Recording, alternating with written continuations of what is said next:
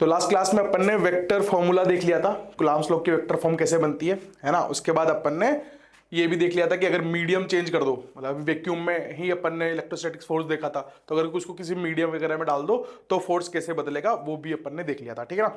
अब बड़े इंपॉर्टेंट चीज पे आ रहे हैं आज अपन, क्या, इलेक्ट्रिक फील्ड। इलेक्ट्रिक फील्ड की बात करेंगे आज अपन, ठीक है। तो इलेक्ट्रिक फील्ड समझने के पहले अभी तक अपन ने क्या देखा था, अपन ने देख लिया सर कि कूलम्ब्स लॉ देख लिया था, मतलब कोई भी दो चार्ज है, जैसे मान लो यहां पर Q1 है और यहां मान लो Q2 है, ठीक है, और इनके बीच की दूरी अगर R है, तो हम बोलते थे कि जो फोर्स है ना सर वो क्या होता है, K Q1 Q2 अपन बीच की दूरी का स्क्वायर R स्क्वायर।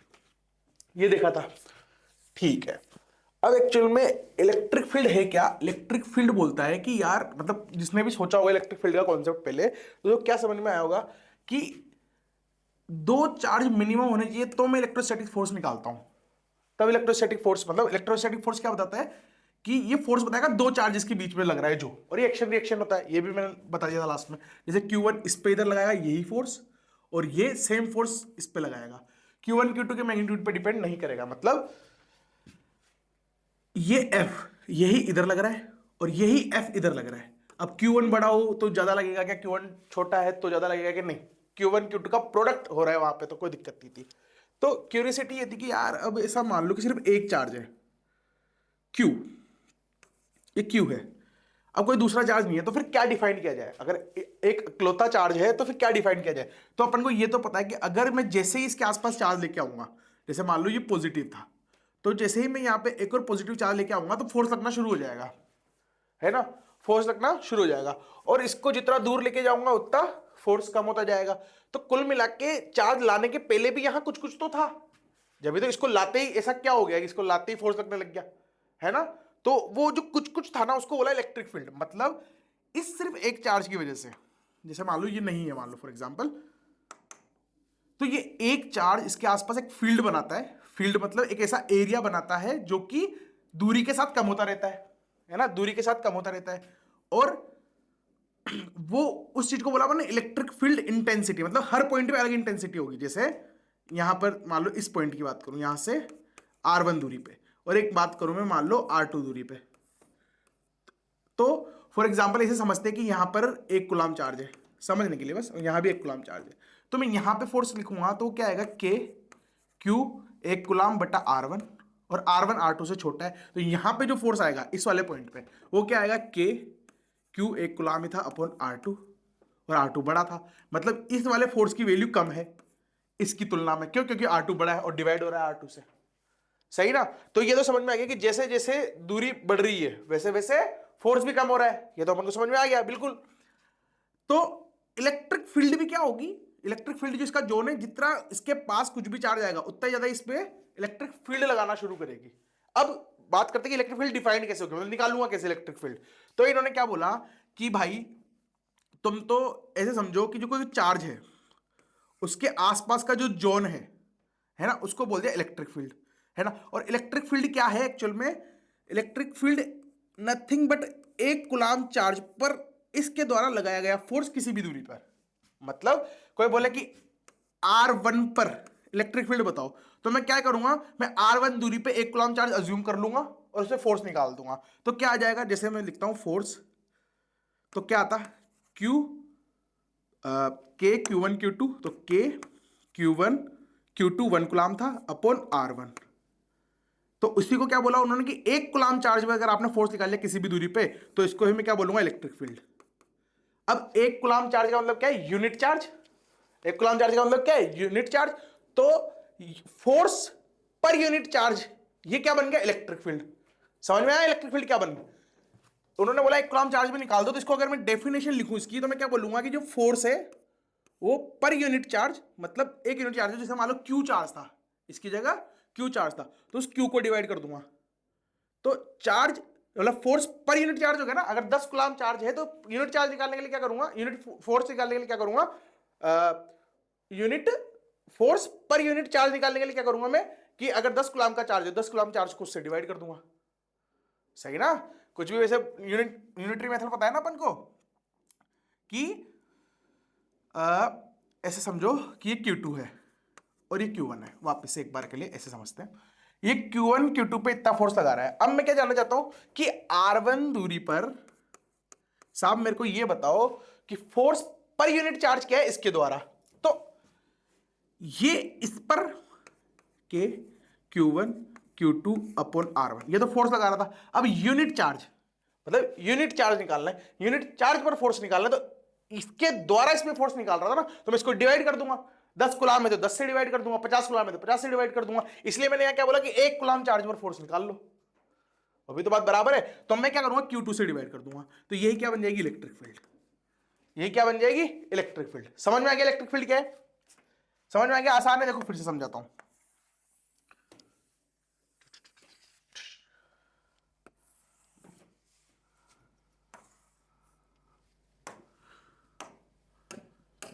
क्या समझ में आ गया कि सर कुछ नहीं, जो इलेक्ट्रिक फील्ड होती है ना वो क्या होती है, फोर्स होता है पर यूनिट चार्ज पर, पर यूनिट चार्ज पर। मतलब मैं ऐसा बोल सकता हूं कि इलेक्ट्रिक फील्ड एक्चुअल में है क्या, एक कूलाम चार्ज पर लगाया गया फोर्स जिस चार्ज के द्वारा निकालना चाहता हूं। मतलब Q1 तो ये तो सोर्स चार्ज हो गया, मतलब इसकी इंटेंसिटी जाननी है मेरे को, इसकी इलेक्ट्रिक फील्ड की इंटेंसिटी जाननी है। तो ये तो सोर्स चार्ज है, जिसकी इलेक्ट्रिक फील्ड निकालूंगा वो भी तो कोई चार्ज होगा ना, चार्ज तो इलेक्ट्रिक फील्ड बनाएगा। तो ये साहब ये Q1 है ना, ये इलेक्ट्रिक फील्ड बनाएगा। ठीक है, अब मैं क्या बोलता हूं, electric field electric field R दूरी पे निकालो, इलेक्ट्रिक फील्ड आर दूरी पर निकालो। किस पे निकालो? आर दूरी पर निकालो। तो क्या फंडा समझा हमने कि अगर ये सोर्स चार्ज है, इसके द्वारा मेरे को किसी भी डिस्टेंस पर अगर इलेक्ट्रिक फील्ड निकालनी है तो मैं क्या इनडायरेक्टली फोर्स निकालूंगा 1 कूलम चार्ज पर। क्या निकालूंगा? इनडायरेक्टली फोर्स निकालूंगा 1 कूलम चार्ज पर। और कैसे निकालूंगा? तो फोर्स तो हमको पता है, वो जो फोर्स होगा 1 कूलम चार्ज पर वही इलेक्ट्रिक फील्ड होगा। और वो कितना होगा? वो होगा K Q1, ये तो 1 था, कोई दिक्कत वाली बात नहीं है, अपॉन R स्क्वायर। तो यही इलेक्ट्रिक फील्ड होगी। सही बात, यही इलेक्ट्रिक फील्ड होगी भाई। बहुत ही बढ़िया, बेहतरीन, है ना। तो अगर मान लो तुमको सिर्फ फॉर्मूला फोर्स दे दिया, मतलब अगर कोई ऐसे बोले कि यार Q1 Q2 और इनके बीच का लगने वाला फोर्स है मान लो कि Q1 Q2 अपॉन R, ये दूरी R मान ली। ठीक है, क्वेश्चन एक छोटा सा इसे समझाने के लिए क्वेश्चन कर रहा हूं। फोर्स दे दिया, अब वो बोलना चाहते हैं कि यार R दूरी पर Q1 की इलेक्ट्रिक फील्ड इंटेंसिटी निकाल के बताओ। R दूरी पर मतलब Q2, जहां पे Q2 रखा है वहां पर Q1 की इलेक्ट्रिक फील्ड कितनी है, तो मेरे को Q1 की इलेक्ट्रिक फील्ड निकालनी है, मेरे को Q2 से डिवाइड करना पड़ेगा। मतलब मैं बोलूंगा कि सर जो इलेक्ट्रिक फील्ड होगी ना R दूरी पर Q1 के द्वारा, वो कितनी होगी? वो होगी K Q1 Q2 upon R divided by Q2। हो गया काम खत्म। सही बात, सही बात। उल्टा बोलता तो भाई Q2 की इलेक्ट्रिक फील्ड R दूरी पर कितनी है, तो लो सर R दूरी पर Q2 की जो इलेक्ट्रिक फील्ड होगी होगी K Q1 Q2 upon R2 की वजह से, सोर्स चार्ज क्या है? R2 की वजह से। किस दूरी पे निकालना है? R दूरी पर। तो वहां जितना चार्ज है उससे डिवाइड कर दो Q1। तो है क्या ये? एक्चुअल में ये force upon test charge, force upon test charge, यहां फोर्स अपॉन टेस्ट चार्ज। मतलब टेस्ट चार्ज का मतलब क्या? जिस चार्ज पर एक्सपीरियंस निकाल रहे हैं, मतलब इसको कितनी इलेक्ट्रिक फील्ड महसूस हो रही होगी, वो इतनी हो रही होगी। कितनी महसूस हो रही होगी? इतनी हो रही होगी। ठीक, इलेक्ट्रिक फील्ड सही है, सॉर्टेड है। सामने वाले बात सॉर्टेड है कि भाई कोई भी क्यू चार्ज है, ये एक इसके आसपास एक फील्ड बनाता है, इलेक्ट्रिक फील्ड, है ना, क्योंकि और उस फील्ड में मैं जैसे कोई भी दूसरा चार्ज लेके आऊंगा तो मेरे को फोर्स एक्सपीरियंस होगा। सही बात, बहुत बढ़िया, है ना। यहां तक अपन को समझ में आ गया। अब जो इलेक्ट्रिक फील्ड होती है ना, ये वेक्टर क्वांटिटी होती है। जो इलेक्ट्रिक फील्ड होती है ये क्या होती है? वेक्टर क्वांटिटी होती है। क्या होती है ये? वेक्टर क्वांटिटी होती है। मतलब मतलब मतलब कि यहां रखा Q और R दूरी पर अगर मेरे को कोई बोले कि इलेक्ट्रिक फील्ड का डायरेक्शन बताओ, वेक्टर क्वांटिटी तो बोल दिया आपने है, तो क्या होगा डायरेक्शन? तो अब एक स्पेशल पॉइंट बता रहा हूं कि जब मैंने अभी बोला था कि जब इलेक्ट्रिक फील्ड निकालते हैं तो जिस चार्ज के द्वारा इलेक्ट्रिक फील्ड निकालनी है और जिस डिस्टेंस पर या जिस जगह पे निकालनी है वहां पे 1 कूलम्ब चार्ज मानते हैं, है ना। और ये 1 कूलम्ब चार्ज हमेशा पॉजिटिव 1 कूलम्ब ही मानते हैं, है ना। ध्यान से सुनना, हमेशा पॉजिटिव 1 कूलम्ब चार्ज ही मानते हैं। ये तरीका है क्वेश्चन करने का, है ना। इलेक्ट्रिक फील्ड की फील तो आ गई होगी कि भाई एक चार्ज है, उसके आसपास जो सराउंडिंग है वहां पे मैं जैसे ही उसकी औकात होगी कहीं तक, जहां जैसे मैं उस फील्ड के अंदर कोई चाल आना शुरू करूंगा तो फिर मेरे को एक फोर्स एक्सपीरियंस होगा, और उस फोर्स को एक्सपीरियंस करने का रीजन क्या था कि वो एक इलेक्ट्रिक फील्ड इंड्यूस कर रहा था, एक इलेक्ट्रिक फील्ड बना रहा था, ठीक। तो अब मैंने क्या बोला कि इलेक्ट्रिक फील्ड क्या होता है, इस चार्ज के द्वारा 1 कूलम्ब, इस चार्ज के द्वारा पॉजिटिव 1 कूलम्ब पर जो फोर्स लगेगा वो इलेक्ट्रिक फील्ड कहलाएगी, ठीक है। तो डायरेक्शन फिर वही होगा, अर्थात ये क्यू है प्लस, अगर ये पॉजिटिव है, यहां रखते हैं, अगर ये पॉजिटिव है तो पॉजिटिव पॉजिटिव रिपेल करते हैं, मतलब इलेक्ट्रिक फील्ड इधर आ रही होगी, सही बात, इलेक्ट्रिक फील्ड इधर आ रही होगी। अगर ये नेगेटिव है, अगर ये नेगेटिव हो जाए, मतलब अगर ये नेगेटिव है तो इलेक्ट्रिक फील्ड किधर आ रही होगी, ये नेगेटिव इसको अट्रैक्ट करेगा तो ये इधर आएगी, समझे समझे समझे समझे। देखो देखो, अब थोड़ा सा इसको ऐसे समझ लेते हैं कि इलेक्ट्रिक फील्ड है क्या एक्चुअल में। इलेक्ट्रिक फील्ड 1 कूलम्ब चार्ज पर फोर्स है, किसके द्वारा, सोर्स चार्ज के द्वारा, सोर्स चार्ज के द्वारा, मतलब इसकी इलेक्ट्रिक फील्ड निकालनी, इसकी इलेक्ट्रिक फील्ड आर दूरी पर, इसकी इलेक्ट्रिक फील्ड आर दूरी पर निकालनी है, तो मैं आर दूरी पे क्या मानूंगा, 1 कूलम्ब चार्ज मानूंगा और मैं उससे इलेक्ट्रिक फील्ड निकाल दूंगा। एक चीज तो ये सीखी, तो क्या थी, के क्यू, ये तो 1 कूलम्ब था अपॉन आर स्क्वायर, सही। दूसरा क्या सीखा कि भाई ये वेक्टर क्वांटिटी, तो डायरेक्शन बताओ। अब डायरेक्शन कैसे पता करना है कि ये इसका जो भी नेचर हो, अगर पॉजिटिव क्यू है तो आर दूरी पर, आर दूरी पर हमेशा +1 कूलम्ब ही मानूंगा, अगर ये नेगेटिव है तो भी आर दूरी पर नेगेटिव 1 कूलम्ब ही मानूंगा, सॉरी पॉजिटिव 1 कूलम्ब ही मानूंगा।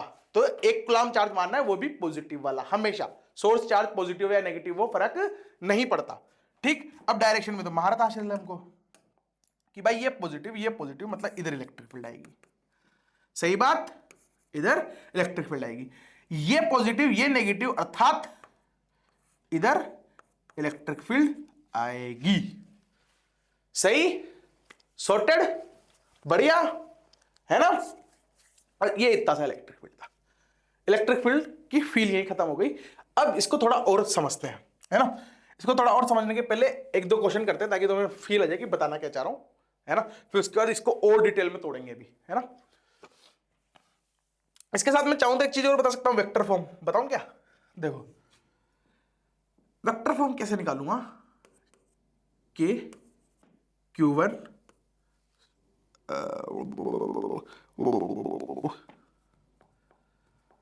पहले क्वेश्चन कर लेते हैं फिर ये बताऊंगा, है ना। आगे इसके क्वेश्चन भी कराऊंगा तो वहीं बताऊंगा तो ज्यादा मजा आएगा, है ना। यहां पे नहीं बताते हैं इसको।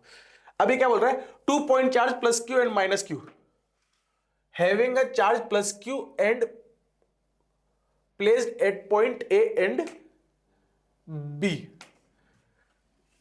ये मिसप्रिंट है ना यहां पे, तो प्लस क्यू और माइनस क्यू, तो मैं इसको बोलता हूं भाई साहब ये प्लस क्यू है मान लो और ये माइनस क्यू है ना।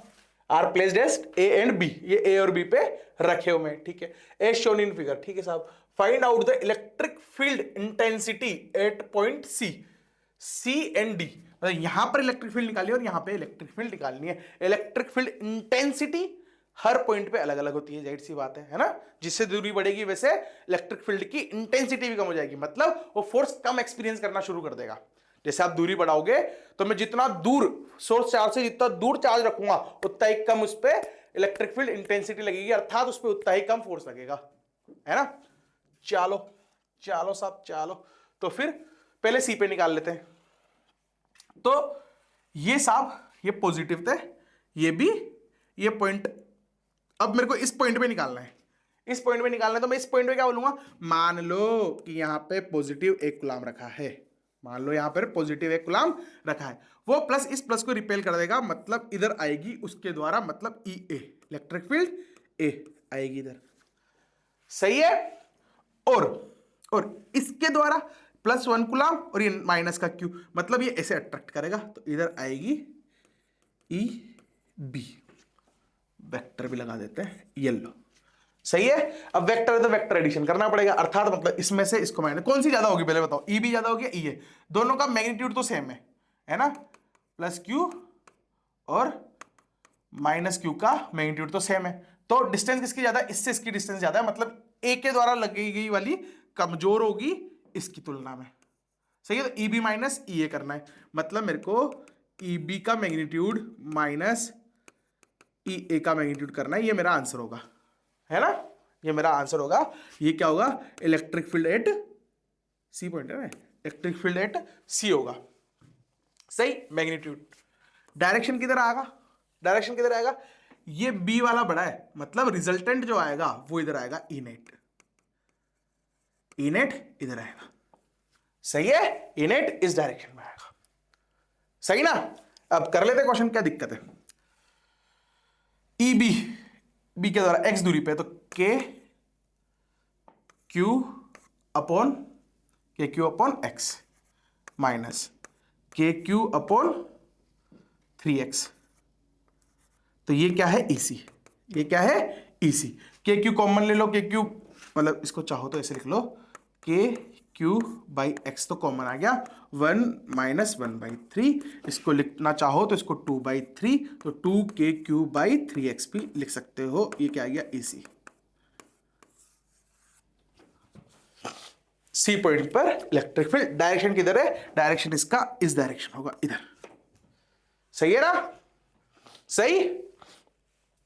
लल्लू साहब भाई, इलेक्ट्रिक फील्ड अपन ने जितने भी अभी तक कूलम्ब्स लॉ के क्वेश्चन करे ना, फोर्स निकाले, उन सबको इलेक्ट्रिक फील्ड निकाली जा सकती है, उन सब क्वेश्चनों को इलेक्ट्रिक फील्ड के क्वेश्चन की तरह ट्रीट किया जा सकता है।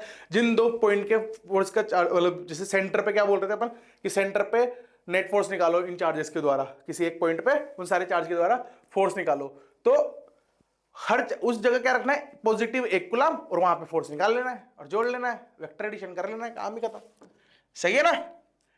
चलो सब, चलो यहां तक तो सॉर्टेड है पिक्चर। अब मेरे को डी पे भी निकालना है यार, डी पे निकालना है, मतलब कलर बदल लेते हैं,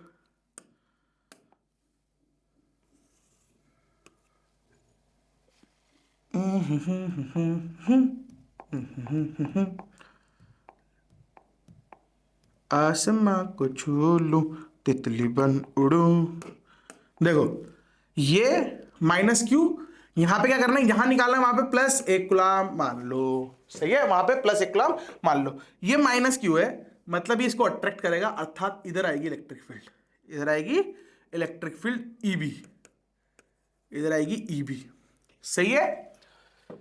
इस पॉजिटिव को ये रिपेल करेगा, अर्थात इधर आएगी, कलर बदलूंगा बार बार, इधर आएगी EA, इधर आएगी EA, सही है ना, इधर आएगी EA। यहां तक अपन को समझ में आ गई कहानी। अब नेट निकालना है, नेट निकालना है, तो मेरे को ये समझ में आता ही कि भाई साहब इन दोनों का मैग्नीट्यूड वापस से सेम होगा कि नहीं होगा, मैग्नीट्यूड तो सेम होगा ना, डायरेक्शन अलग अलग है पर मैग्नीट्यूड सेम है, क्योंकि दूरी दोनों की बराबर है। क्यों मैंने ऐसा क्यों बोल दिया डायरेक्ट कि भाई इन दोनों की दूरी बराबर होगी, ये इस एक्सिस से, एक्स इधर किसका, ये इधर किसका, मतलब ये वाली जो साइड है वो भी बराबर होने वाली है, सही बात है, सही बात है ना। तो आर सेम है, क्यू का मैग्नीट्यूड सेम है, 1 प्लस कूलम में जो माना है वो भी सेम है, अर्थात इसका मैग्नीट्यूड बराबर होगा, मतलब EA वेक्टर का magnitude is equals to EB vector का मैग्नीट्यूड होगा, है ना। तो इनका जो मैं ये वाला कंपोनेंट करूंगा, मतलब y एक्सिस में कंपोनेंट करूंगा तो कट जाएंगे, वो तो कट जाएंगे, तो मेरे को क्या करना है, बस इधर का कंपोनेंट निकालना है, इस डायरेक्शन का, इधर, ठीक, इधर निकालना है कंपोनेंट, बहुत बढ़िया, बेहतरीन, उम्दा। अब अगर मैं इस दूरी की बात करूं तो ये दूरी क्या होगी, इसका स्क्वायर प्लस इसका स्क्वायर, मतलब 3x का स्क्वायर प्लस x का स्क्वायर 4x, मतलब 2x, ये कितनी होगी, 2x होगी, सही है। ये 2x और ये भी 2x, मतलब ये इक्विलैटरल ट्राइंगल है, बात ही खत्म हो गई, मतलब ये 60 डिग्री था, मतलब ये 60 डिग्री के एंगल होंगे सारे के सारे, ये भी क्या होगा 60, मतलब ये कितना होगा 30, तो ये भी कितना होगा 30, है ना। और 90 माइनस 30 मतलब ये भी होगा 60 और ये भी होगा 60, मतलब जो मेरा ई नेट आएगा, ई नेट वो किधर आएगा, वो इस डायरेक्शन में आएगा, है ना। y कंपोनेंट तो कट गए, तो x कंपोनेंट बचेगा और x कंपोनेंट जुड़ेंगे इधर, ठीक है भाई। तो E A cos 60 plus E B cos 60 का मैग्नीट्यूड जोड़ देंगे और ये आ जाएगा ई नेट। सही है। cos 60 हाफ होता है, cos 60 हाफ होता है, और ई ए की वैल्यू में लिखूं तो ई ए ई बी दोनों की वैल्यू तो वैसे सेम ही आएगी, मैं ई ए की लिखता हूं तो क्या आएगी, के क्यू अपॉन आर स्क्वायर, मतलब 4x स्क्वायर, ये भी सेम आएगा। तो मैं कुल मिला के यहां लिख सकता हूं, कुल मिला के मैं लिख सकता हूं जो ई नेट है वो क्या आएगा, वो आएगा के क्यू अपॉन 2x स्क्वायर, क्योंकि वो उधर का 2 कट जाएगा, है ना। यहाँ पे 2 आएगा ना, ये दोनों जुड़ेंगे तो 2, तो 2 काट के यहाँ 2 लिख दिया मैंने, है ना। टू cos 60 तो 1, तो ये आंसर आएगा। सही है ना। ये पूरा क्या बन सकता है, इस पूरे को मैं लिख सकता हूं, मतलब जिसको इतनी चमका मैंने कैसे कर दिया, तो ये पूरा एक्चुअल में 2 टाइम्स ऑफ के क्यू अपॉन 4x स्क्वायर और 2 टाइम्स ऑफ के क्यू अपॉन 4 स्क्वायर, ये इन दोनों को जोड़ के plus cos theta plus cos 60, तो कोस 60 हाफ, ये इसको काट देगा, सॉरी यहां 4 आएगा, सॉरी यहां 4 आएगा, ये लो, ये आंसर, ठीक है, बढ़िया। नेक्स्ट क्वेश्चन करते हैं, है ना। नेक्स्ट क्वेश्चन देखते हैं इसके बाद। नेक्स्ट क्वेश्चन बड़ा डरावना है। 6 equal point charge are placed at the corner of rectangular hexagon of side A। ठीक है भाई, ये रेगुलर है, मतलब अर्थात इसकी सारी भुजाएं बराबर है, ये इसके बराबर है, इसके भी बराबर है, इसके भी बराबर है, इसके भी बराबर है, इसके बराबर है, सारी साइडें आपस में बराबर है, और कितनी है, ए है। ठीक है भाई। Calculate electric field intensity at the centre of hexagon. 6 he charge थे और सेंटर पे निकाला, तो साफ पता है ये इधर आएगा, इसका इधर आएगा, सारे कंपोनेंट कट जाएंगे सिमेट्री की वजह से, तो मैं बोलूंगा कि यहाँ पे इलेक्ट्रिक फील्ड क्या आएगी, 0 आएगी सेंटर पे। इलेक्ट्रिक फील्ड एट सेंटर जो आएगी वो क्या आएगी, 0 आएगी। सही है। ये कोई क्वेश्चन था क्या। अब देखो इसको थोड़ा टफ बनाते हैं। इसमें से समझो कि यहां भी क्यू है, यहां भी क्यू है, यहां भी क्यू है, यहां भी क्यू है, यहां भी क्यू है, और यहां पे कोई चार्ज ही नहीं है, यहां 0 है। अब निकालो सेंटर पे, अब निकालो सेंटर पे, कैसे निकालेंगे देखो, इसको थोड़ा सा ट्रिकी सॉल्यूशन बताऊं, मस्त वाला। Q Q Q Q Q 0, तो पहले ऐसे एज्यूम करो, अगर ऐसा क्वेश्चन आता है पेपर में तो कैसे सोचता कि पहले तो मान लो कि सब पे क्यू क्यू क्यू है, तो सब पे Q Q Q Q Q है, तो सेंटर पे 0 आ रहा है, मतलब सबके इलेक्ट्रिक फील्ड का जो सम है वो 0 है। ठीक, अब एक गायब हो गया, तो इन सब की वजह से, तो इनिशियली जब सब पे क्यू क्यू था, जब इनिशियली सब पे क्यू क्यू था, तो सेंटर पे इधर लग रहा था, इसे 1 2 3 4 5 6 बोलता हूं, है ना। तो इधर लग रहा था F1, ठीक, इधर लग रहा था F4, और FF क्यों लिख रहा हूं, इलेक्ट्रिक फील्ड 1 कूलम चार्ज में फोर्स है, तो मैंने यहां पे 1 कूलम चार्ज मान लिया। मैं चाहूं तो यहां लिख भी देता हूं, पर अभी गंदा डायग्राम हो जाएगा फिर वो, है ना। ये है F4, बढ़िया तरीका बता रहा हूं, अच्छे से समझना ना। इस डायरेक्शन में लगेगा F3, सही बात, और इस डायरेक्शन में लगेगा F5, F5, और F5 इधर 1 लग गया, 2 किधर है, 2 लगेगा इधर, F2, और F3 लगेगा इधर, और इन सब की वजह से 0 आ रहा था, है ना, सब आपस में कैंसिल आउट होते थे। बहुत बढ़िया, बेहतरीन।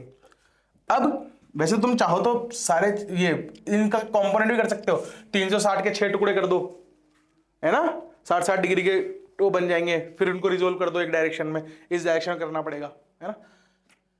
वो तरीका नहीं बता के मैं उससे बढ़िया तरीका बता रहा हूं, दिमाग वाला IITN वाला तरीका। अब तुम क्या करोगे कि यार अब केस क्या बन गया कि जो F1 है वो नहीं है, मतलब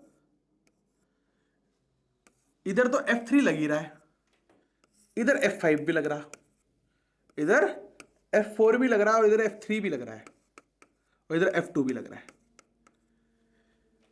और F1 नहीं लग रहा। मतलब इन सब का मैग्नीट्यूड, इन सब का मैग्नीट्यूड, ये एक्चुअल में इस पार्ट को मैं दो पार्ट में स्प्लिट कर सकता हूं कुल मिला के। कैसे कि ये एक तो F1 प्लस ये वाली पिक्चर, तो जीरो आएगा, तो जीरो आएगा। तो बहुत सारे बच्चों को समझ में आ गया होगा कि यार एक्चुअल में ये सारे मिलकर इस तरफ एक F नेट लगा रहे होंगे, जो कि किसके बराबर होगा, F1 के। किसके बराबर होगा, F1 के।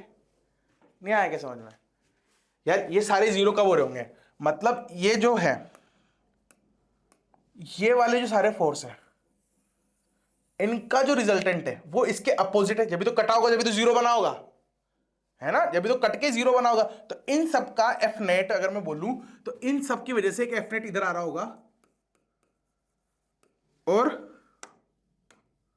ये F1 इधर लग रहा होगा, तो जाके फिर कहीं जीरो आंसर आ रहा होगा। ऐसा कुछ कुछ होगा ना वेक्टर सम है। तो मैंने क्या बोला, अब इसने बोला कि एक है ही नहीं, तो ये गायब हो गया, ये गायब हो गया। तो यही किसके बराबर था, एफ नेट के। तो मैं एफ नेट निकाल लूं, या फिर मैं सिर्फ अगर यहां Q1 होता तो उसके द्वारा ये F1 निकाल लूं, तो भी आंसर आ जाएगा।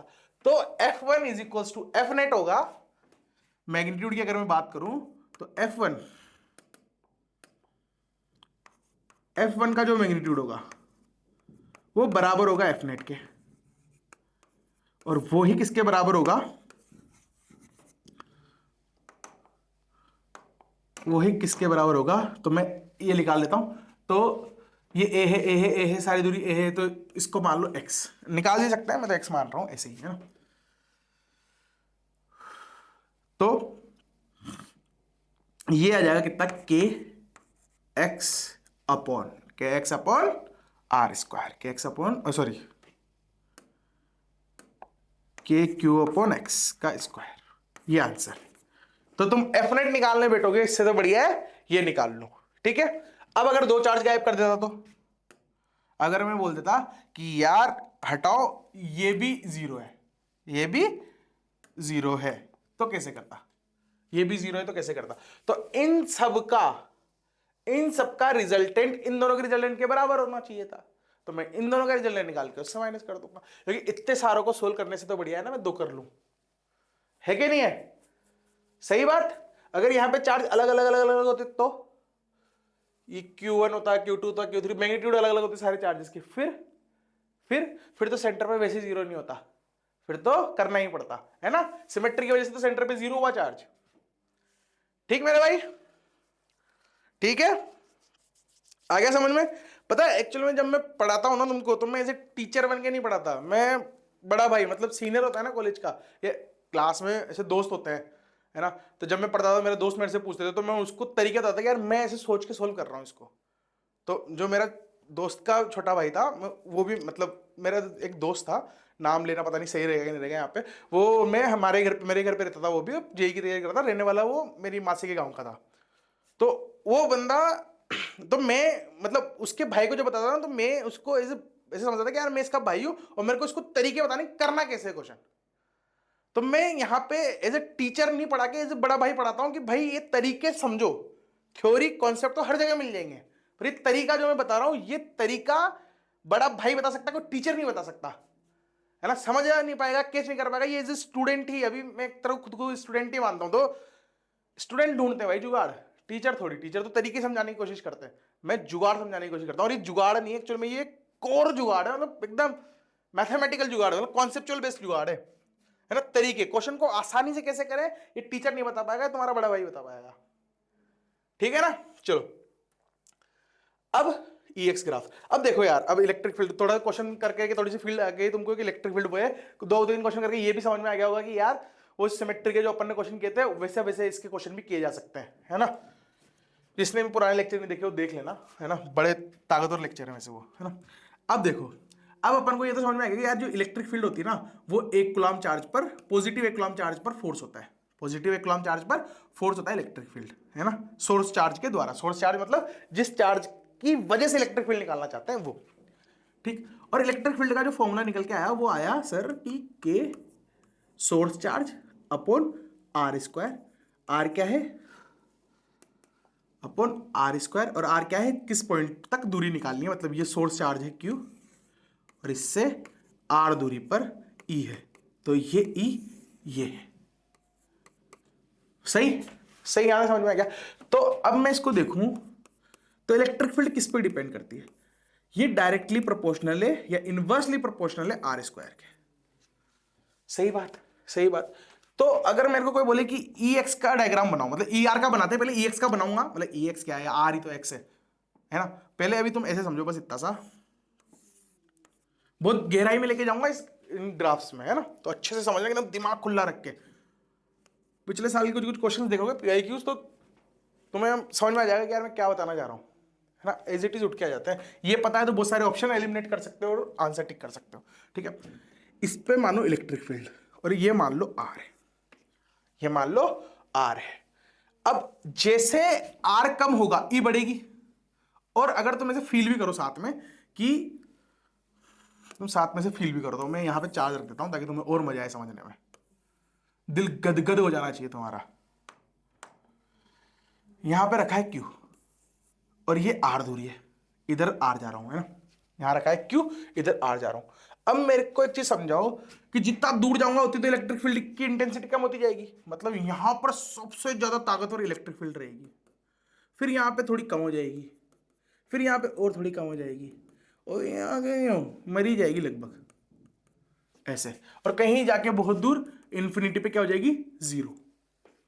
ऐसे ही होगा, इलेक्ट्रिक फील्ड की इंटेंसिटी से दूरी के साथ साथ कम होगी, है ना।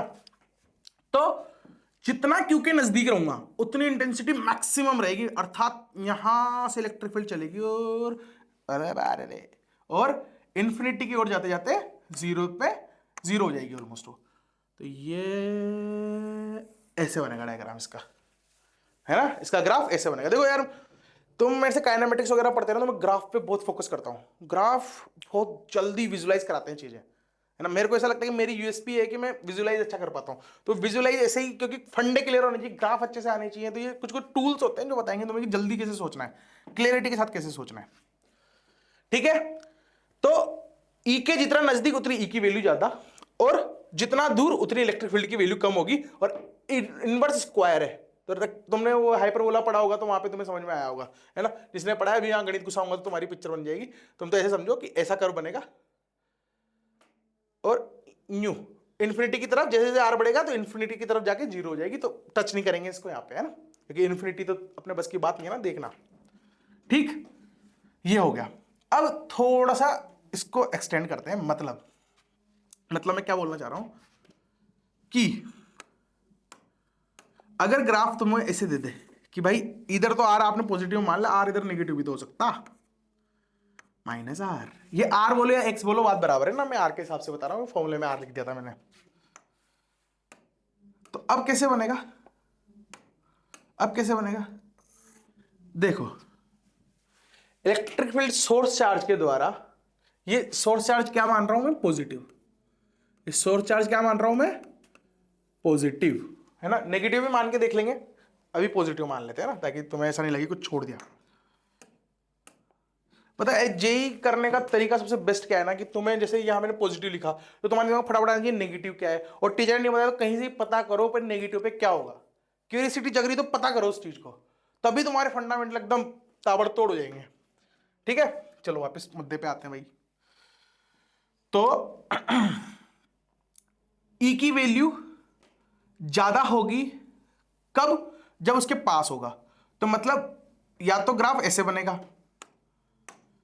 क्योंकि ई की वैल्यू ज्यादा होनी चाहिए, मतलब ऐसे बनेगा, ऐसे, या तो ऐसे बनेगा, या फिर ऐसे तो बन नहीं सकता, ऐसे तो बन नहीं सकता। क्यों? क्योंकि ई की वैल्यू क्या होगी? कम हो गई। ई की वैल्यू कम हो गई। मैग्नीट्यूड की बात करूं तो मैग्नीट्यूड तो बढ़ेगा यहाँ के, डायरेक्शन इधर उधर हो सकता है। मैंने इधर का डायरेक्शन मान लो पॉजिटिव माना, पॉजिटिव ही माना है मैंने वैसे देखा जाए तो, क्योंकि मैंने इधर का डायरेक्शन पॉजिटिव माना था, तो ई ऊपर पॉजिटिव बन रही थी, है ना, क्योंकि ई की डायरेक्शन किधर है? इधर इधर इधर पॉजिटिव है, तो पॉजिटिव वाला बाहर इलेक्ट्रिक फील्ड एक्सपेंड करता है, मतलब ऐसे बनाता है। अभी बताया था ना मैंने कि क्यू को हमेशा 1 कूलम चार्ज पे निकालना है आर दूरी से, और ये प्लस होना चाहिए, और माइनस क्यू है अगर, तो इस पर ये दोनों रिपेल करेंगे तो इलेक्ट्रिक फील्ड इधर आएगी, और इस पर इलेक्ट्रिक फील्ड अपोजिट डायरेक्शन में आएगी।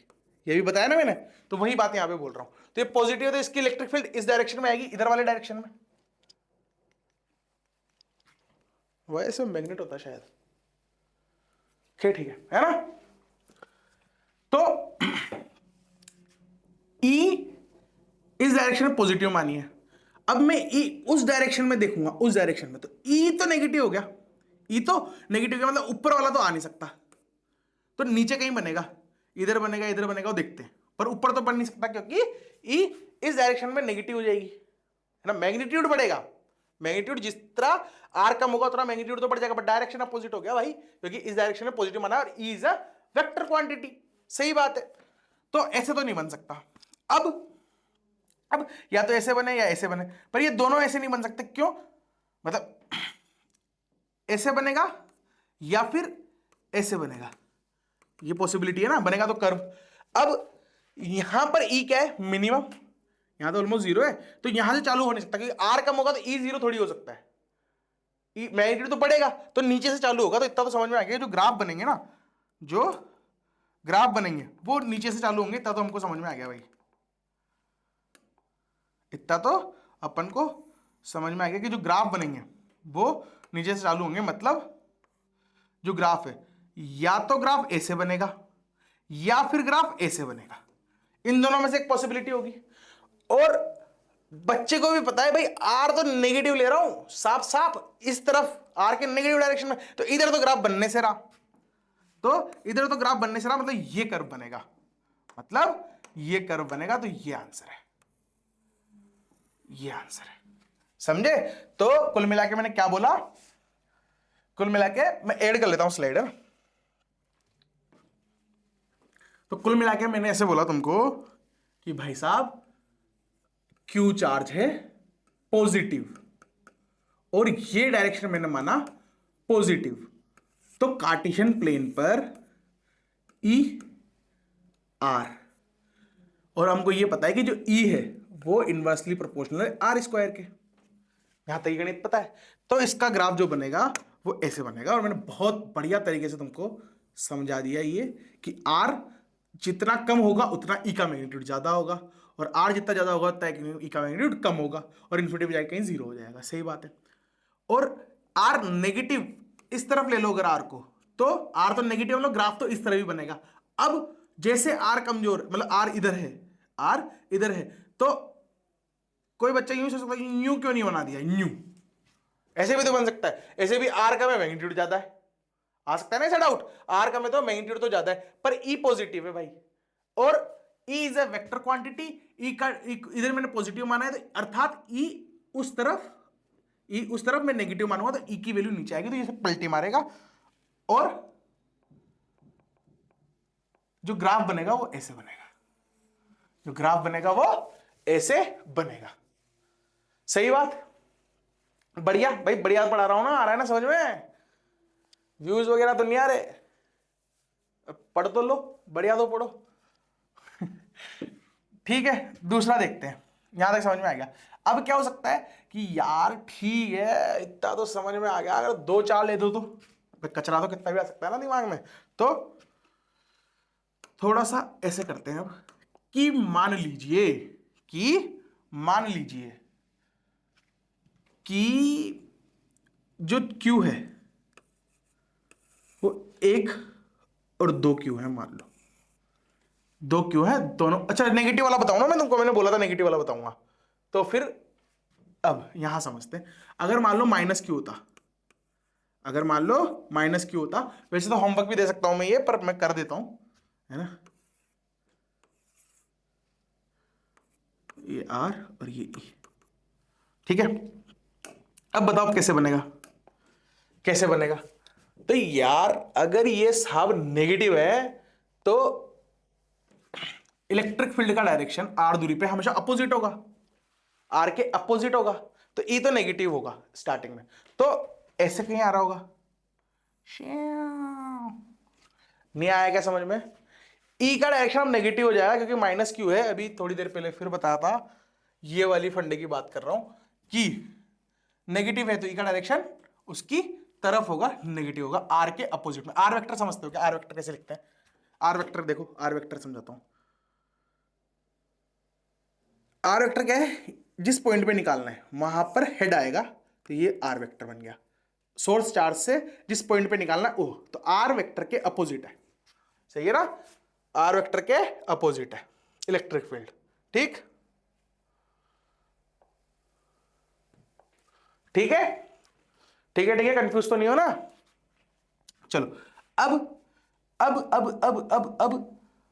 जब R नेगेटिव है तो E का डायरेक्शन पॉजिटिव, मतलब R उधर है तो E किधर होगी?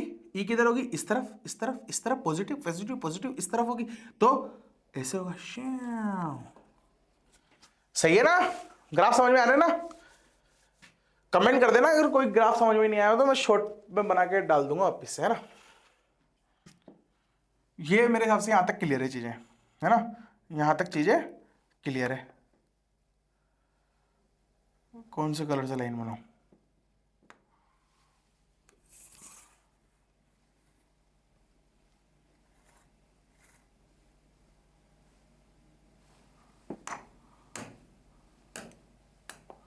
अब थोड़ी और खुजाल होनी चाहिए तुमको कि यार लो चलो ज्यादा उड़ रहे हो ना सर, ये लो इसका करके बताओ। इधर भी क्यू है, इधर भी क्यू, और दोनों क्यू पॉजिटिव है, दोनों क्यू पॉजिटिव है। तो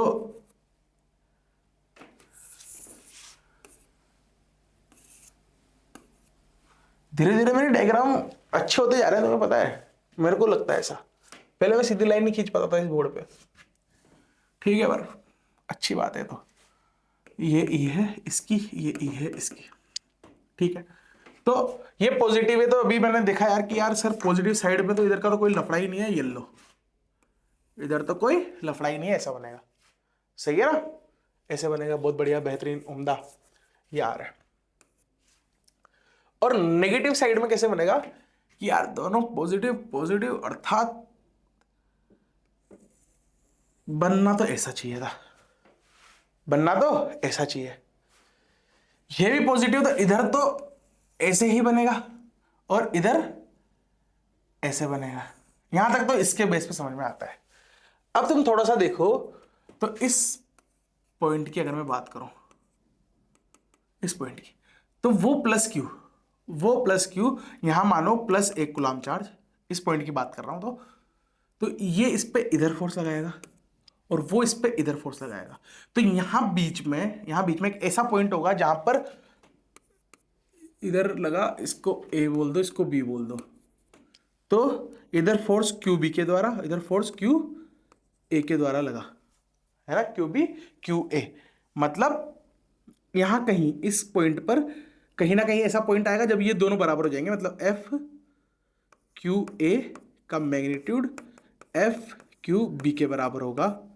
तो जो एफ नेट आएगा प्लस 1 कूलम पर, वो जीरो होगा, जीरो होगा। तो कहीं ना कहीं ये दोनों जीरो, और वो दोनों के लिए सेम होगा कि दोनों अपोज कर रहे हैं, दोनों अपोजिट डायरेक्शन, तो कैंसिल आउट होंगे कहीं ना कहीं। तो मतलब ये बीच वाली लाइन है ना, मतलब ये जो है ये कहीं ना कहीं जीरो पे टकराएगी, यहां पर कहीं ना कहीं तो जीरो पे टकराएगी। तो ये एक्चुअल में कैसा बनेगा कि कहीं तो जीरो होगी। थोड़ा गंदा बन गया डायग्राम,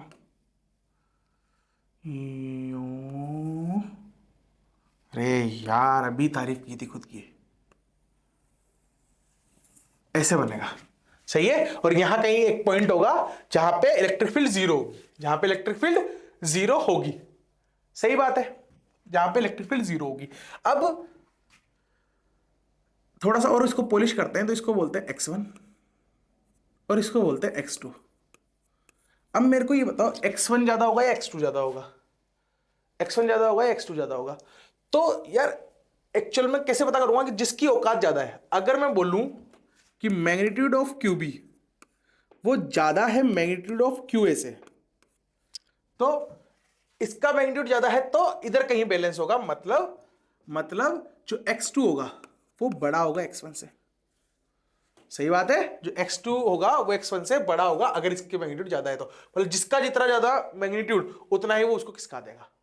सही बात है, दोनों इक्वल होंगे तो बीच में मिड पॉइंट पे आ जाएगा। सही बात, चलो यहां तक सॉर्टेड है। अब यार दोनों को माइनस माइनस करूं क्या? उल्टी पुल्टी कर देना बस, मतलब ये ऐसे की जगह ऐसे बन जाएगी। और मेरे साथ तुम सोचना सीख गए तो तुम माइनस क्यू बना लोगे, तो माइनस क्यू होमवर्क है। मैं एक प्लस एक माइनस क्यू बना देता हूं, है ना, एक प्लस और एक माइनस क्यू बना देता हूं, तो थोड़ा सा तुम्हें भी माहौल लगेगा। और भी सोच लो कॉम्बिनेशन, तुम्हारे दिमाग में आ रहे तो याद दिला देना, मेरे को जितने चमकते जा रहे हैं मैं बताता जा रहा हूं।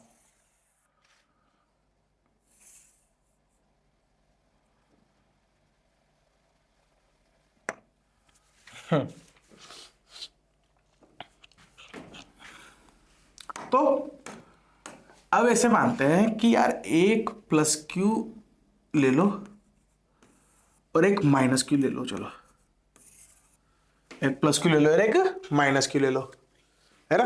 ये याद करने से ज्यादा जरूरी समझना है कि मैं सोच कैसे रहा हूं इन चीजों को, है ना, वो जरूरी है ना।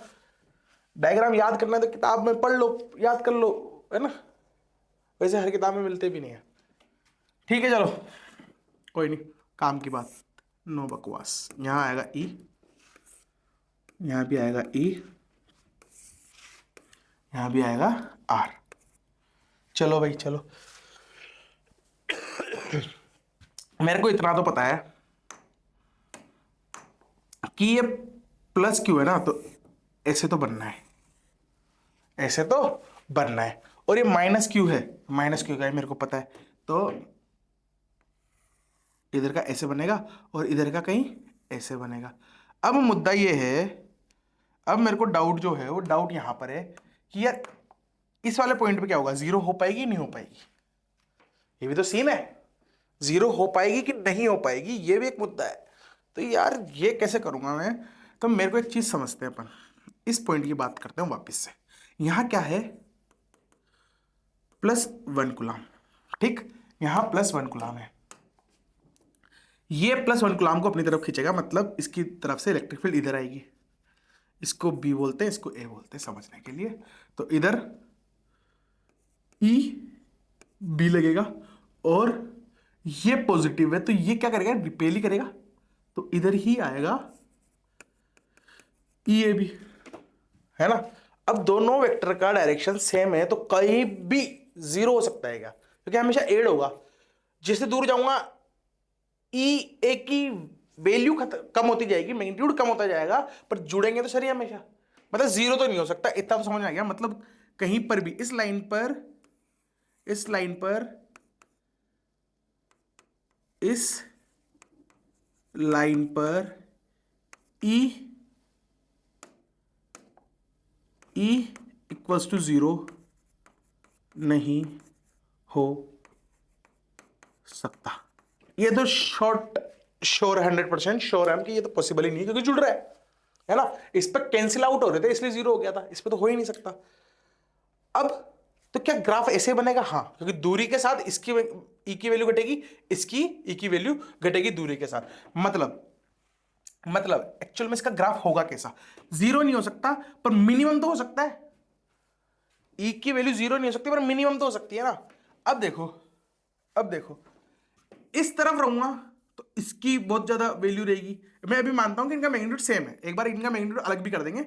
अभी मैं मानता हूं कि क्यू ए का मैग्नीट्यूड क्यू बी के बराबर है ना। अभी समझने के लिए इसे समझो, तो यहां रहूंगा तो भी ई की वैल्यू ज्यादा रहेगी क्योंकि इसका ई कम, इसका आर कम है। इधर रहूंगा तब भी आर कम है। यहां बीच में कहीं दोनों की बराबर बराबर रहेगी, है ना, दोनों की बराबर बराबर रहेगी। तो इधर ज्यादा तो कहीं बीच में मिनिमम आएगी, कहीं बीच में मिनिमम आएगी। मतलब इतना तो समझ में आ गया कि यार ये है ना साहब, ये ग्राफ जो बनाया वो बढ़िया तो बनाया अपन ने, सही भी है, पर ये कभी भी नीचे वाली लाइन को टच नहीं करेगा, ये हमको फॉर श्योर पता चल गया है ना। तो ये ग्राफ एक्चुअल में ऐसे बनेगा, यहां क्या आएगी मिनिमम वैल्यू, इस जगह क्या आएगी minimum value, E net minimum, E net minimum यहां पे कहीं होगी। ठीक, चलो भाई चलो, यहां तक भी समझ में आ गया। चलो अब मेरे को ये बताओ, वापस से अगर मैं x1 x2 लूं, मैं बोल दूं इसको x1 है ना। अब ये मैग्नीट्यूड वाली बात भूल जाओ, बस थोड़ा समझाने के लिए मैंने बताया था, x1 x2 है। तो फिर अगर x1 x2 है तो क्या होगा सर, किधर आएगा, ये कौन सा बड़ा होगा। तो अगर मैं बोलूं कि क्यू बी का जो मैग्नीट्यूड है वो ज्यादा है क्यू ए से, तो इसका मैग्नीट्यूड ज्यादा है, ये ज्यादा इलेक्ट्रिक फील्ड लगाएगी, तो मेरे को क्या करना था, मिनिमम करना था, तो उसको मिनिमाइज होना पड़ेगा, उसको मिनिमाइज होना पड़ेगा। मतलब ये कैसे बनेगा, ये ग्राफ अगर ऐसा होता तो, रुको मैं इसके लिए ना एक और डायग्राम ही नया बना लेते हैं, एक को प्लस क्यू ले लेते हैं और एक को -4 क्यू ले लेते हैं, ऐसा कर लेते हैं तो और बढ़िया से समझ में आ जाएगा ना। यही समझाऊंगा तो हो सकता है तुमको समझने में परेशानी हो जाए। तो अपन एक नया ही डायग्राम बना देते हैं। देखो फंडे क्लियर होते हैं ना तो कुछ भी बताया जा सकता है, फंडे क्लियर नहीं है तो फिर तो कुछ नहीं कर सकते। तो हमेशा अपने फंडे क्लियर रखो, जितना पढ़ो एकदम 100% देके पढ़ो उसे, है ना। तो अब मैं क्या बोल रहा हूं, अब अपन बोलना चाह रहे हैं, अब हम बोलना चाह रहे हैं कि यार इधर तो क्यू ही मानो सर, ये लो, और इधर मान लो -4 क्यू, सही। इधर क्यू, इधर -4 क्यू, इधर क्यू, इधर -4 क्यू, ठीक है।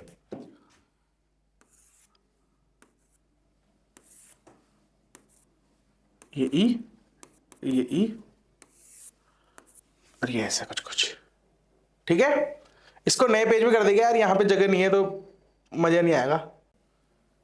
यहां पे देखते हैं ना, यहां पे देखते हैं, तो यहां मान लो +q और यहां मान लो -4q, सही बात है ना। यहां मान लेते हैं e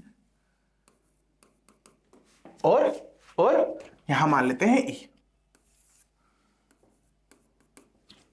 और ये है r, सही है। चलो चलो चलो चलो चलो चलो चलो चलो चलो चलो चलो चलो चलो चलो, तो हमको यहां तक तो समझ में आ गया था कि ये ऐसे बनता है, ऐसे बनता है, पर x1 x2 की ही दिक्कत थी तो अपन इस टॉपिक पे आ गए। तो देखो भाई x1 x2 की क्या दिक्कत थी, मेरे को ये तो पता है कि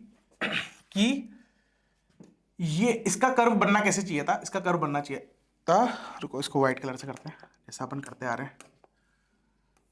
इसका कर्व तो सर ऐसे बनता है, सही है, और इस वाले का कर्व उल्टा बनता है, मतलब ऐसे कहीं बनता है, ऐसे कहीं बनता है। अभी सारे चेक करने पड़ेंगे ना। अब तुमने इक्विलिब्रियम पढ़ा था ना, इक्विलिब्रियम, तो अपन इनडायरेक्टली कर क्या रहे हैं, मेरे को कहीं पर भी यहां पर 1 कूलम्ब चार्ज मानना है। अब 1 कूलम्ब चार्ज में मिनिमम फोर्स कहां रहेगा, तो इसके मैग्नीट्यूड की बात करूं, इसका मैग्नीट्यूड तो हमेशा ज्यादा ही रहेगा, मतलब जैसे ही इसके पास आएगा तो फोर्स बढ़ेगा, तो मतलब इससे तो दूर होना चाहिए, और इसके पास जाके तो ये इंफिनिटी को टच करने लगता है ऊपर की तरफ, मतलब जितना एकदम चार्ज के बाद उतना इलेक्ट्रोस्टैटिक फोर्स लगेगा, तो मिनिमम कहीं यहां कहीं आएगा इस तरफ, सीधा सिंपल, है ना, समझ में आ गया। इसके पास जाऊंगा तो ये तो डोमिनेट कर रहा है वैसे 4 कूलम्ब है ना, तो इधर कहीं आएगा, सही है, सही है, इधर कहीं आएगा, इधर तो आ नहीं सकता। इक्विलिब्रियम में से क्वेश्चन करे थे अपन, देखा था कहां रखूं कि स्टेबल इक्विलिब्रियम आए, याद आ रहा है कुछ कुछ, तो वैसा तो रखना इधर पड़ेगा। मतलब जो बीच वाली कहानी है, जो बीच वाली कहानी है उसमें ये तो समझ में आ गया कि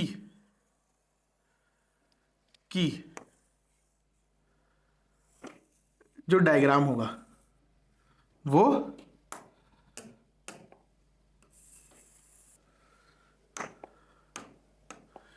ऐसा कैसे होगा, थोड़ा थोड़ा ऐसे होगा, ऐसे, सही है ना। अब इक्विलिब्रियम से देखो तो इसमें एफ नेट कहीं तो जीरो होगा, है ना। अभी तक अपन ने जो भी देखा ना, इसमें एफ नेट जीरो कहीं नहीं हो रहा था, ये तो थे एक चार्ज, इसमें कहीं जीरो हो सकता था क्या, इसमें यहां जीरो हो सकता था। इसकी बात करूं तो इसमें जीरो हो सकता था क्या, नहीं, प्लस माइनस मिनिमम होगा, जीरो नहीं होगा। क्यों? क्योंकि हमेशा जुड़ेगी, क्योंकि हमेशा जुड़ेगी। बाहर की कहानी, बाहर की तरफ की बात करूं तो बाहर की तरफ में क्या है, ये जीरो कैसे करता, ये हमेशा डोमिनेट करता, तो यहां जीरो नहीं होता, इधर इसके पास जाता तो इन्फिनिटी इन्फिनिटी, इसके पास जाता इन्फिनिटी इन्फिनिटी, और थोड़ा दूर जाता मतलब यहां कहीं रखता, और इन दोनों की वैल्यू सेम है ना। तो इधर कोई भी ऐसा पॉइंट नहीं हो सकता था इक्विलिब्रियम के हिसाब से कि एफ नेट जीरो आ जाए, मतलब एक कूलम्ब चार्ज पर फोर्स जीरो आ जाए। इधर जाऊंगा तो ये डोमिनेट करेगा, इसके इधर जाऊंगा तो ये डोमिनेट करेगा, तो जीरो तो नहीं हो सकता, है ना। तो इसमें सिर्फ मिनिमम ही हो सकता था, जीरो नहीं हो सकता था। लेकिन अब अपन ने इनडायरेक्टली ऐसा क्वेश्चन बना दिया जिसमें जीरो हो सकता है। कैसे? इसमें इधर लाऊंगा तो ये तो डोमिनेट करेगा, इधर जाऊंगा तो हाँ ये बड़ा वाला चार्ज है, बड़ा वाला चार्ज है, तो यहां पे कहीं इस तरफ कहीं ऐसा पॉइंट होगा, है ना, इस तरफ कहीं ऐसा पॉइंट होगा जहां पे एफ नेट जीरो होगा। मतलब कैसे, मान लो एक कूलम्ब चार्ज था पॉजिटिव का, ये माइनस क्यू इसको अपनी तरफ खींचेगा और ये सब इसको रिपेल करेंगे, तो यहां इस तरफ ऐसा पॉइंट आ सकता है जहां पर F net on one coulomb charge zero आ जाए, मतलब इलेक्ट्रिक फील्ड एक कूलम्ब चार्ज में जीरो आ सकती है। बहुत जबरदस्त बात है ये, है ना। तो यहां पे कैसे बनेगा, यहां पे डायग्राम बनेगा कुछ इस तरीके से, कहीं तो जीरो होगी, कहीं तो जीरो होगी, तो यहां कहीं जीरो हो गई, ऐसे जीरो कहां हो गई, यहां पर ई जीरो हो गई। आया समझ में, यहां ई जीरो हो गई। इक्विलिब्रियम नहीं पढ़ा तो पढ़ो, है ना। मैंने इलेक्ट्रोस्टैटिक इक्विलिब्रियम पढ़ाया है, अच्छे से पढ़ना उसको, लेक्चर 2-3 में होगा कहीं, है ना। समझ में आ गया। यहां पे क्या होगा, ई मिनिमम होगा, यहां क्या होगा, ई मिनिमम होगा, यहां ई मिनिमम होगा। इसमें जीरो हो नहीं सकता, इक्वल चार्ज मान रहे थे, है ना। ये पॉजिटिव पॉजिटिव थे, इनमें बीच में जीरो हो गया, पॉजिटिव नेगेटिव में जीरो हो नहीं सकता। ये समझ में आ गया ना, जीरो क्यों नहीं हो सकता यहां पे, ये समझ में आ रहा है ना सबको। भाई कहां करोगे तुम जीरो, नहीं कर सकते। इसके पास जाऊंगा ये डोमिनेट करेगा, दूर करूंगा तो कुछ कर नहीं सकता, इसके पास जाऊंगा ये डोमिनेट करेगा, यहां कहीं रहूंगा तो ये कर लेगा, तो मिनिमम आ सकता है, जीरो कहीं नहीं आएगा। मिनिमम आ सकता है, जीरो कहीं नहीं आएगा। ठीक, ये था भाई आज का लेक्चर। कल अपन क्या करेंगे, कल कल कल ये पढ़ा दिया, ये पढ़ा दिया, क्या बचा क्या बचा क्या बचा क्या बचा क्या बचा क्या बचा क्या बच गया। इसके बाद भाई यहां तक पूरा कर दिया ना अपन ने, ये देख लिया। अब है ना कल अपन वो करेंगे, क्या बोलते हैं, चार्ज डिस्ट्रीब्यूशन के बारे में बात करेंगे। फिर अभी तुम देखो चार्ज डिस्ट्रीब्यूशन याद है कि जैसे सेंटर ऑफ मास निकाले थे अपन अलग पार्टिकल का, ऐसे अलग अलग चार्जेस का सेंटर ऑफ चार्ज नहीं निकाला जा सकता, मतलब एक ही पॉइंट पे तुम कंसोलिडेट नहीं मान सकते चार्ज को। तो फिर तो इंटीग्रेशन, मतलब हर बार तुम्हें जब भी ऐसा कुछ आएगा जिसमें चार्ज डिस्ट्रीब्यूटेड है तो डिक्की डिक्की डिक्की डिक्की तोड़ के इंटीग्रेट करके पूरा क्यू निकालना पड़ेगा, ऐसा कुछ कुछ करना पड़ेगा, है ना। और क्यू की जगह क्या इलेक्ट्रिक फील्ड निकालते हैं, क्योंकि टेस्ट चार्ज एक कूलम्ब मानेंगे फिर उस पर फोर्स निकाल के करेंगे, ऐसा कुछ कुछ करेंगे, है ना। तो तुमको इंटीग्रेशन थोड़ा सा देख लेना भाई, थोड़ा सा क्या बहुत बढ़िया से देख लेना, क्योंकि मैं थोड़ा सा कराने वाले क्वेश्चन तो कराता नहीं हूं, तो तुम्हें अच्छे से आनी चाहिए, ठीक है ना। आसान, मेरे को बोलते हैं बंदे कि भाई आसान पढ़ाओ, थोड़ा टफ ज्यादा है, टफ ज्यादा है, पर तुम्हारा जिस एग्जाम की तुम तैयारी कर रहे हो वो भी तो टफ ज्यादा है। तो तुम ऐसे सोचोगे कि यार जो समझ में आ रहा है वही पढ़ूंगा, तो फिर थोड़ी बात बनेगी। जो समझ में नहीं आ रहा उसको समझ लो तुम, तो तुम्हारे सिलेक्शन होने के चांसेस बहुत ज्यादा बढ़ जाएंगे। टफ काम करना पड़ता है भाई यूनिक बनने के लिए, ठीक है ना। चलो बाय, मचाते रहो भाई, है ना। मिलते हैं नेक्स्ट क्लास में।